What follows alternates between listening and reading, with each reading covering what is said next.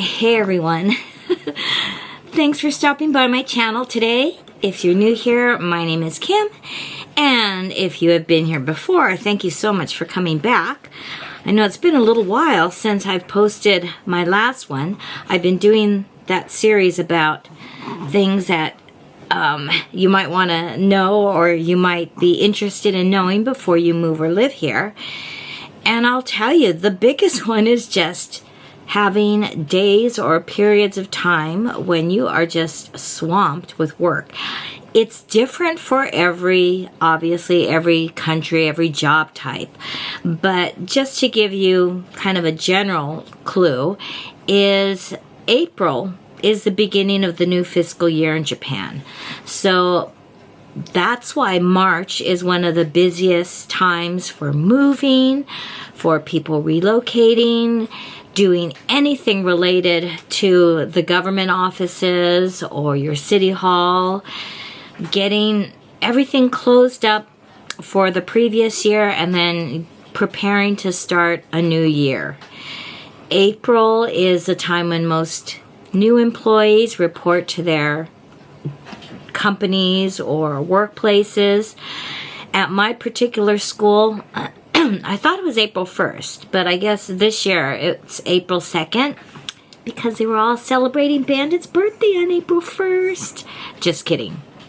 Anyways, my school, April 2nd is the day where all the new teachers have to report in, and they meet with the office, they get their computer, they get their accounts, they get a little orientation to the school, and basically that's when their work begins. Every time I start talking to you, I always get Bandit's hair in my mouth. So technically the school year doesn't start until maybe the first week in April, after the first week in April. Some schools, they start their opening ceremonies. There's also something called entrance ceremonies. Entrance ceremony is a special ceremony for the new students that are coming in. And the opening ceremony is the opening to the new school year. Both are pretty formal. Strange, because now on my part-time contract, I don't have to report to either of these ceremonies, whereas in the past, I was one of the ones helping set up chairs, getting things ready, and we all had specific duties for each ceremony. But this year, I do nothing. I didn't do anything last year either. But the English teachers have all decided that we're going to have a meeting tomorrow to discuss the itinerary for the new term and also to kind of touch bases with everyone, because we do have a brand new teacher at our school, and the part-time teacher that I was really close with is returning back to Canada to hopefully begin going to school herself to become a licensed teacher. So that means our department is undergoing a lot of new changes as well. As you know, in the previous years, my day off was on Wednesday. They actually call that a research day, or in Japanese, a kenkyubi. And so I had Wednesday and Sunday off, and then I did teach classes on Saturday, but school on Saturday is only half a day. So I would teach my 3 classes in the morning and then have the afternoons free, which is why I think having Wednesday as your day off is a much better deal, because now I have a full week, Monday through Friday, just like most people do during their work week, and I'm off on Saturday and Sunday. That being said, I still am under part-time working conditions, which means I only come to school when I have classes, and I am free to leave after my classes are done. I am not assigned any other duties or responsibilities like I had when I was a full-time and permanent teacher there.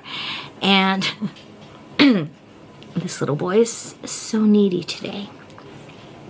We all need hugs and snuggles though, so I am definitely not objected to giving them. Anyways, yeah, so I don't have faculty meetings or staff meetings to attend to. It's a pretty good deal. And for a retired working position, I think it's an excellent deal because I don't really have the same mental stresses that my fellow teachers do. It's a little bit sad because I can finish my job and go home, refresh. There are days when I leave before lunchtime. I can go relax and have lunch out. I can take care of appointments, shopping, my errands right after I finish work in the afternoon and still have the majority of the afternoon to relax with Bandit or get things done at home. I still have the stresses of a classroom teacher as far as teaching goes because I still have to be prepared for my lessons, get all my things done, prepare slides, do grading, all that stuff. But you take away that other part of teaching and it really is amazing how different it is. It's also different because you see your coworkers sometimes feeling overworked. You can see them burning out at times. You can see their moods fluctuating. And I think it's really sad. So if you are a teacher anywhere in the world, I understand. And I just think it's kind of a shame that we can't only be responsible for teaching. Because as you and I know, teaching is so much more. You all know that one of my, I don't know whether it's a problem or whether it's one of my just philosophies. I just take each day as it comes, and you're never promised tomorrow, or you're never promised that life's going to be exactly the same as it is today or as you hope it to be in your next couple of years moving forward. Things can just change so instantly, and not only do you have to be physically prepared and emotionally prepared, you have to also be mentally prepared and figure out how you're going to navigate whatever stuff is thrown at you. And it's not easy. Having creative outlets or having a place where I can voice myself, for me, that's very, very therapeutic. So by doing YouTube, it's a way for me to let some things out, share some things with people who are interested. And, you know, the good thing about YouTube is if you're not interested or if you don't find certain content that resonates with you, nobody is saying, you have to watch this, you must subscribe, you're free to go. And that's also the beauty about, I guess, social media in general. And maybe some people feel forced to befriend someone or post or subscribe or whatever. But I like to think that it's a way for you to choose your form of entertainment, your form of getting information. And for creators, it's a way to share your part of the world or your visions or your stories with other people. And whether or not they listen or not, it doesn't really matter. For me, sometimes I just like to use it as sort of a vocal diary. I've kept diaries all my life practically. Dare I say, if I ever read some of the ones that I wrote when I was in elementary school, they're pretty funny. But what you're thinking about in elementary school is totally different than what you're thinking about when you're 66 years old. And when you're in your teens, when you're in your teens, man, part of my job here or part of working here in Japan is I really get the opportunity to mingle and become friends with people of all ages. Maybe it's the field of education, but you do keep informed by your students, your fellow coworkers, and that for me has helped keep me kind of in tune or in touch with what people are interested, what's going on in the world, what people find funny. When I hang out sometimes with my friend that is going back to Canada, I find that we have that generation gap, but it's so much fun when we're sharing information because our lives or how we grew up, we both grew up so differently, and yet core values and the way we see things or the way we want to approach life is very much the same. It's just, I think every generation feels that their generation was the best one to grow up in, but I really do think I had it lucky. It was so nice not having to grow up with pictures, filters and things thrown in our face. Or nowadays, I think young people are kind of forced almost to see things through so many different POVs, to use that trendy term, or perspectives, point of views. And gosh, I don't know how I would have dealt with things growing up with constantly seeing certain types of fashion or trends or drinks or places that are the cool places to go, or don't do this or you'll be canceled, or don't say this because everybody will troll you, or like just so many things that young people nowadays have to be aware of. Protecting yourself. My coworker and I, we were talking about meeting people.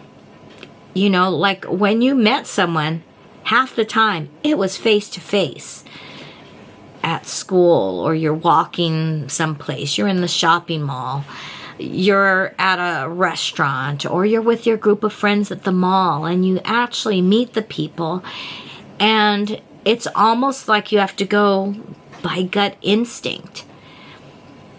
If you decide to go out, you exchange phone numbers and you get to know people kind of organically, either through handwritten letters or your conversations. And granted, there's just as many people that may try and scam you or con you or pretend to be someone that they're not.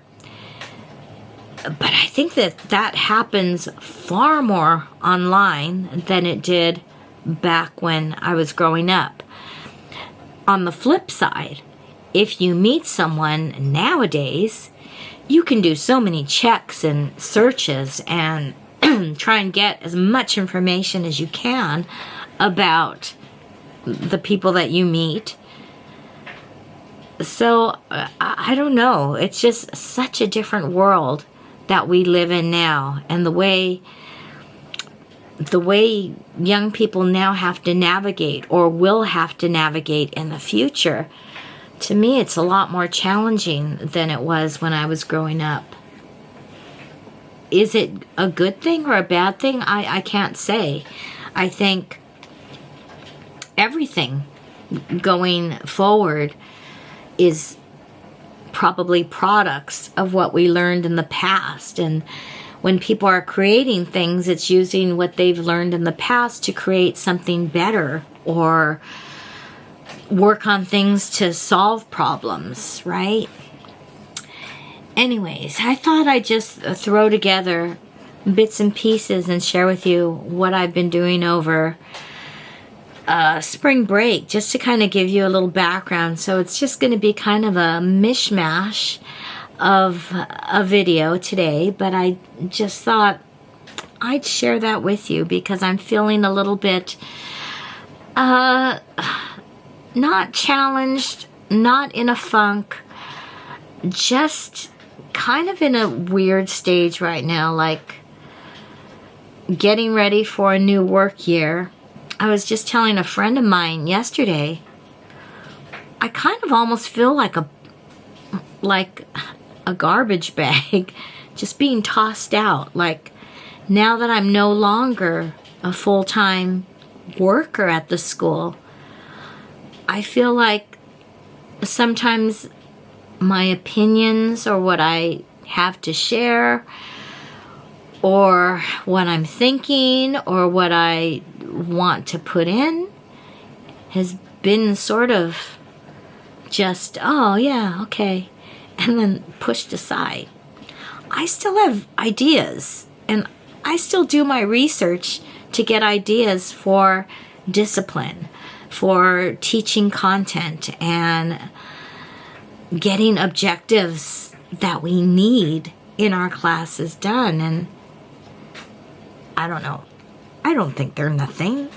But yeah, we'll see. I haven't had my first meeting yet with everybody, so it'll be interesting to see the group dynamics. A new school year is always exciting. So yeah, so I'll let you know how that goes. But I will leave you with that.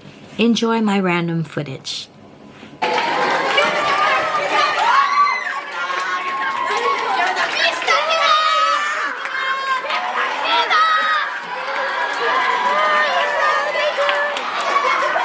Same place as we were last year.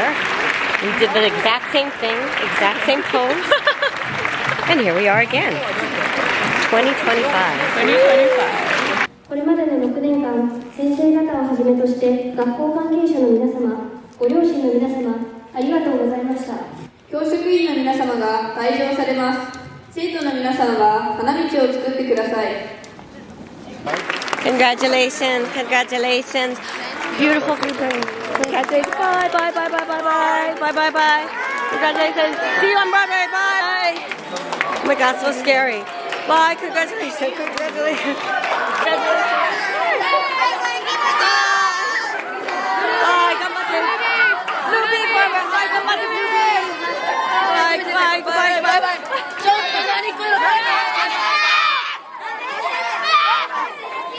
Thank you so much.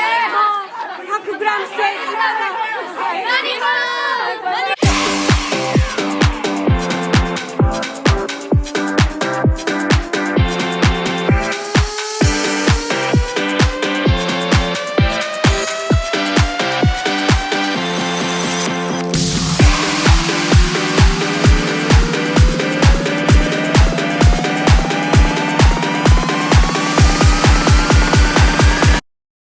Not only was it graduation, but it was also the birthday of one of my coworkers.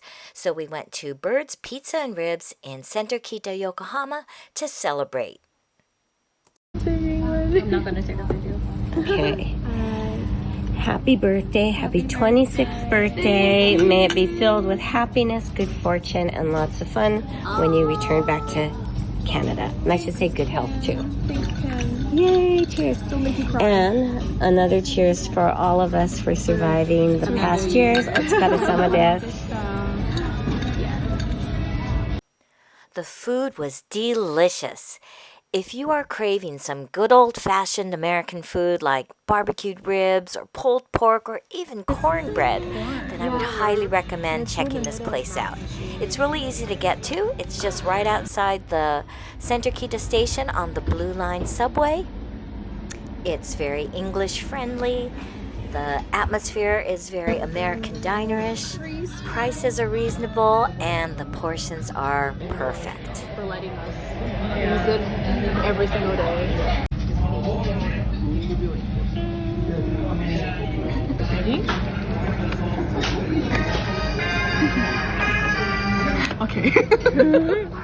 It's March 19th and it's snowing. It's snowing.